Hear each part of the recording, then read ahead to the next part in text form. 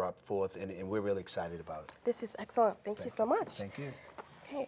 Now, what are the governor's top priorities in his second term? Yeah, the second term, of course, job creation. We lead the nation in job creation, and even though with the economic crises, we are actually recovering from the recession a lot faster than other states across the country.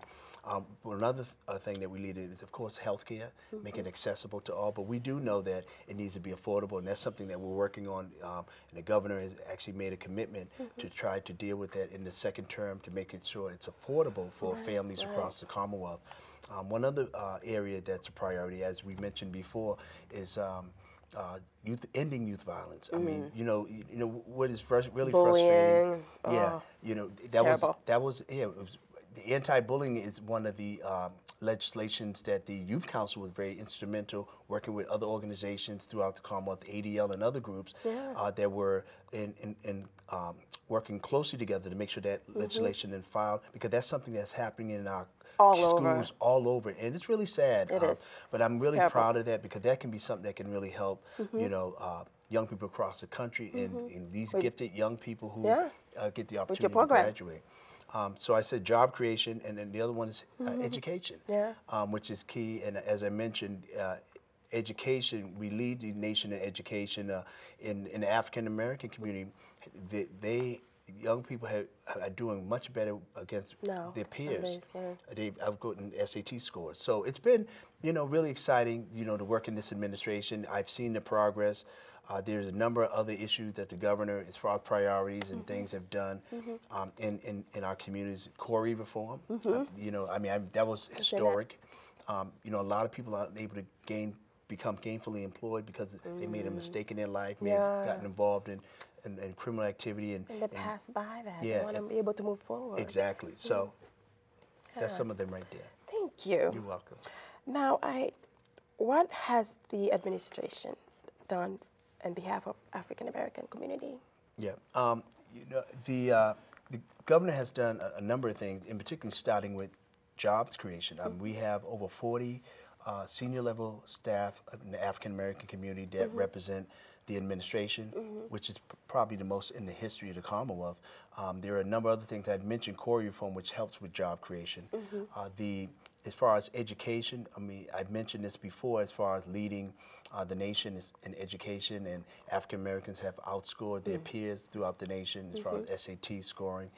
There's another project that it pertains to Boston, but it may be somewhat small, but it's very crucial in communities of color and in the Black community. The Malia Cass skating rink. It was a skating rink as a child growing up in Boston. You know, this skating rink was abandoned for over 20 years. And last year, the governor committed over $1 million to renovate the facility. There was a great deal of excitement. Now it would be an all year round, 4-season facility where young people can go to for roller skating and multi-purpose, get involved in various activities. You know, sometimes we think there's a magic wand to ending youth violence, and basically what I say, you know, being a former worker in youth services and so forth, is that you have to keep young people busy with positive alternatives. You know, we have to create jobs. That helps with ending youth violence and poverty in our communities. So the governor has taken and made a commitment to hiring people of color, African Americans and Blacks in the administration, diversifying the administration. He has also opened up an office called Access and Opportunity, which allows African Americans and people of color to get access to contracts and where it's equal opportunity and non-discrimination. That's very good. So it's really good. So we're excited about that. Yeah, thank you. Exciting. Yeah. Now, how can people get involved in all this? Involvement, like all the upcoming for youth program? Yeah, well, you can go to our website, mass.gov.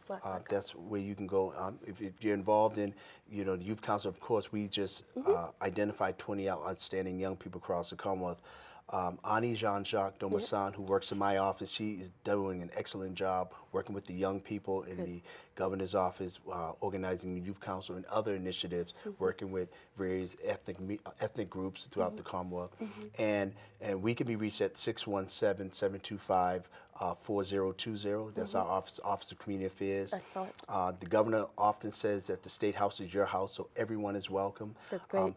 It doesn't cost a fee, and you can go and meet your state legislators, whether it's your senator, whether it's your state representative. You meet the Open governor. door. It's an open door policy. Very good. You meet the staff of the governor's you, office. Governor. Yeah, thank you, Governor. And we're able to, to meet the needs of our communities.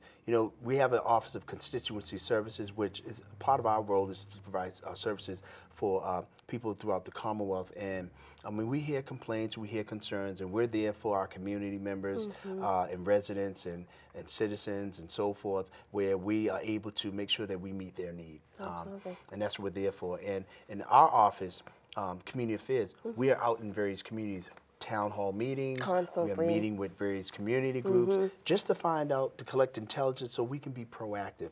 Sometimes we're in a reactive mode sometimes, and we're always dealing with problems when it gets a little bit too big, but we make a concerted effort. This governor and this administration makes an effort to go out and meet the needs of the people. Reach out. And churches, what sector? All sectors. Correct. Excellent. Very good. Thank you so much. In closing, what would you like to share? What are the positive thoughts for young people, young leaders, our young generation today? Well, I think one, I had mentioned the youth council, but get involved. Get involved. Don't be a couch potato. Don't just sit around, play on your PSP like my son all the time. And I have to get him out, become athletically involved, and really engage yourself in your local community councils. There are youth councils throughout the state in various communities. There may be a neighborhood youth center. Get involved. Get out there and meet people. Identify somebody who does not look like you. Find out who they are. Engage. Let's really let's not judge people by the way they look. Let's get and meet them and become a relational community. Get a mentor. Social. Right. Get a mentor. Start to dream again, as opposed to watching some of the violence on our televisions and so forth. And as you get a mentor, learn from their successes and learn from their mistakes. Yeah. And always be a student. Sometimes I think young people, they want to, turn 18 real quick. I have an 11-year-old son, and boy, I tell you, he wants to, do this and do that. And I tell him, listen, be a child first. Learn how to, be a child and enjoy your life. But more importantly, get your education. That's the key. Yeah, education. You said it is the best weapon to combat social problems. Yes, and it is. believe that once you get an education, you're able to the sky